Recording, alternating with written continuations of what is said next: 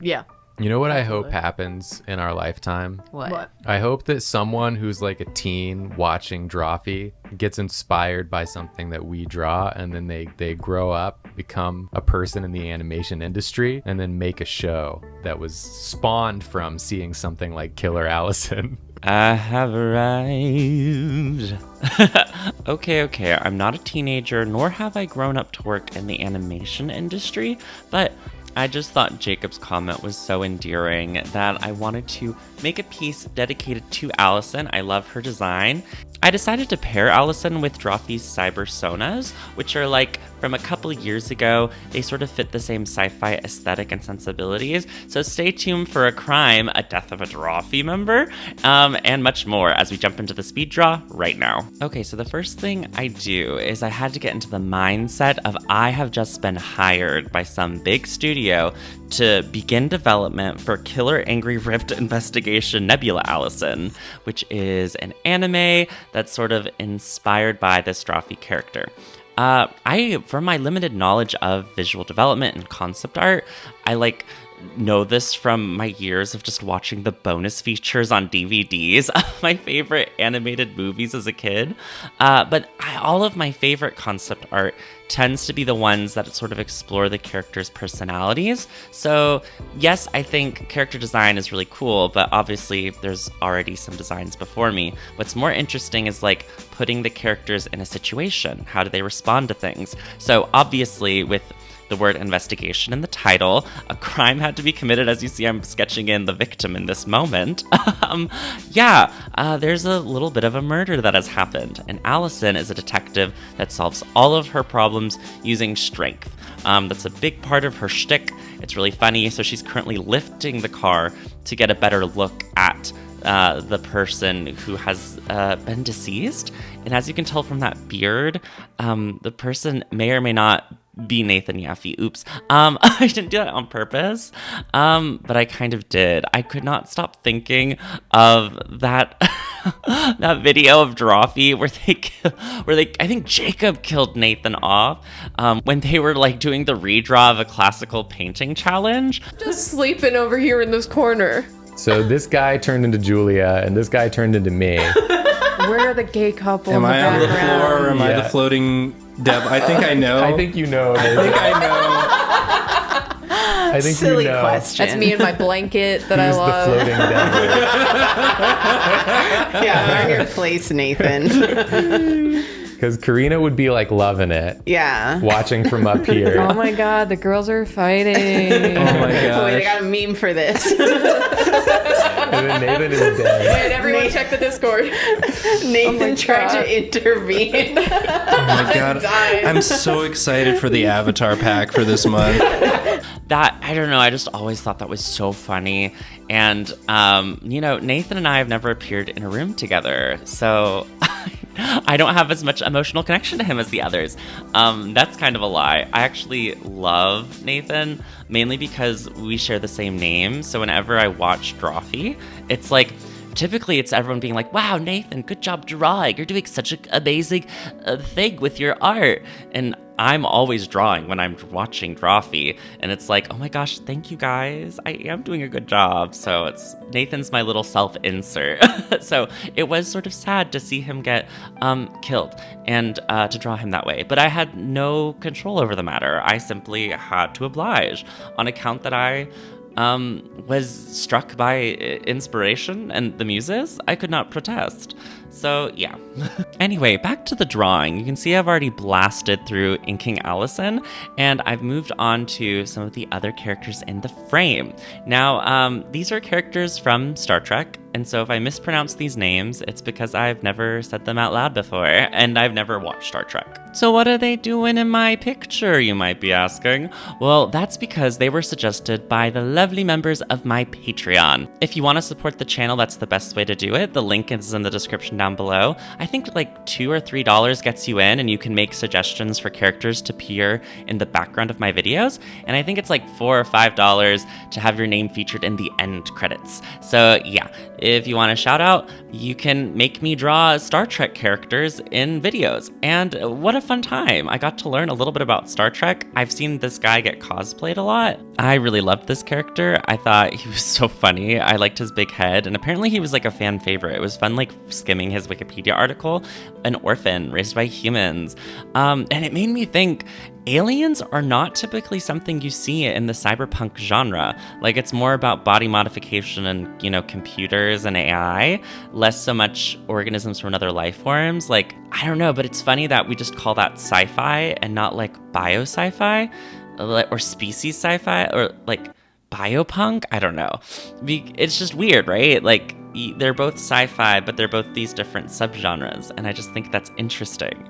The car they're driving was very much inspired by Akira Toriyama, and I have to give Jacob full credit for this because I did watch Dragon Ball Z when I was like a little kid, but only a couple episodes. I was more of a Sailor Moon girly, so I didn't really know who Akira Toriyama was, but Jacob talks about him all the time, so I looked into it, and I absolutely adore the way that he draws cars. Like, they're so squished and squashed and shapy that it makes you want to draw vehicles, which is something, I don't know, very unique. Most of the time, they're not fun to draw, but watching them be so stylized was very inspiring. So I wanted it to be too small for life and the characters to sort of be spilling out from inside of it. And as you can see, those characters are the Drawfee cast in their Cybersona outfits. I did take a few liberties with their designs, but I wanted to keep Jacob's headsets that he uses. He's like a cyberpunk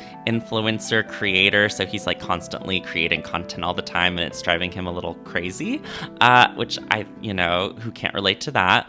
And he has this beautiful scream in the original image, and it was great as reference because obviously he'd be screaming seeing what has happened to Nathan.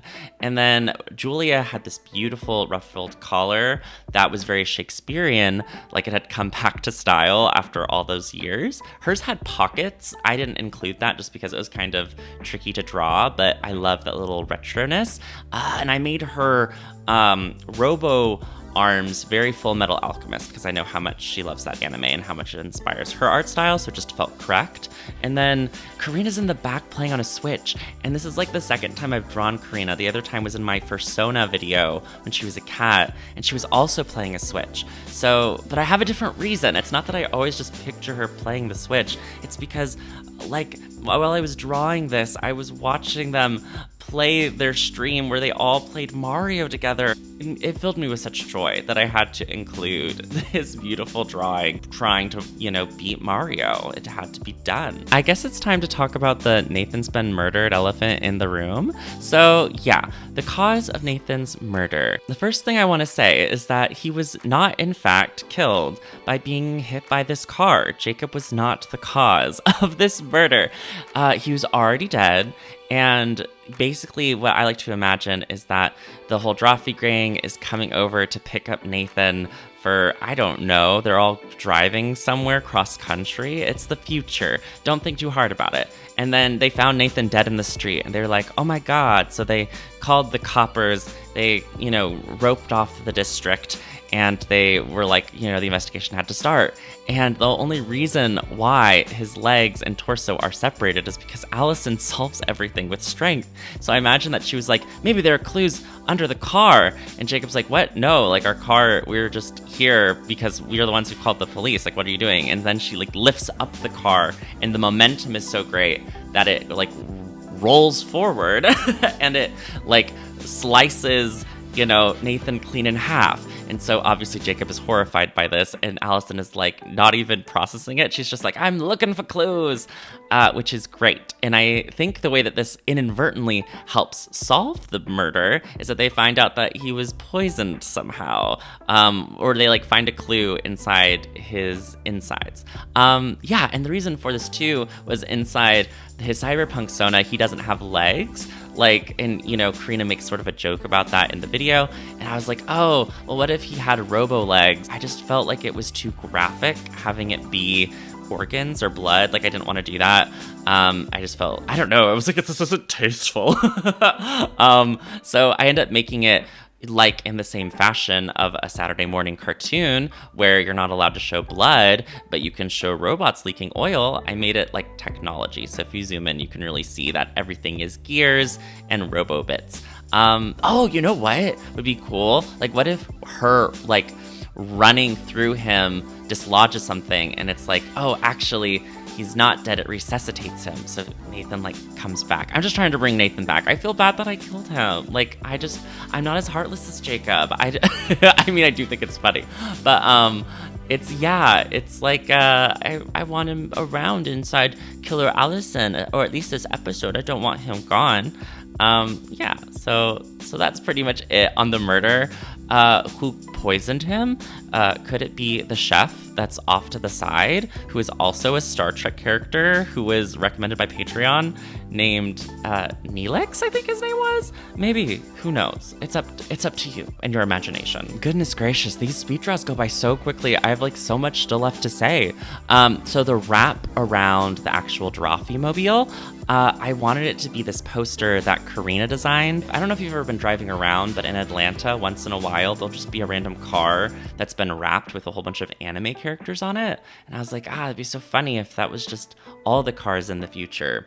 And so, yeah, I just, took that image, warped it a little bit, and then did some lighting effects to make it appear to be designed on the truck itself. Another thing you might have noticed is that the background was very, very blue, but I made the horrible mistake of when I was designing this, it was supposed to be a very cyberpunk nighttime sort of an image, but I was like, I just need some background reference, and I made the mistake of looking up Sailor Moon background reference instead. Oops. And so I had to make it cute. I just had to. So it doesn't really match the genre in terms of sci-fi or nebula, but it does match the genre in terms of it being an anime. So I was like, whatever, it's cute. I made it pink instead of blue, but I do miss the blue. I wish I would have had the courage to make this a nighttime piece, but the lighting effects were so great.